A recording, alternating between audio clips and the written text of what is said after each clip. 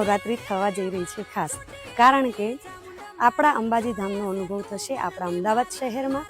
અને હું હિરલ રાવળ આવી રહી છું ત્રીજા નોરતે પાસવ જ્વેલરી હાઉસ દાંડિયા ધમાલ 2025 જેના ટાઇટલ સ્પોન્સર છે કાકા પીવીસી, પ્રેઝન્ટેડ બાય એજ્યુટેક era, co power by Ahmedabad film city, જેના આયોજક છે જૂના અને જાણીતા એમઝોન ઇવેન્ટ, યુરામી ઇવેન્ટ અને માલધારી કોર્પોરેશન.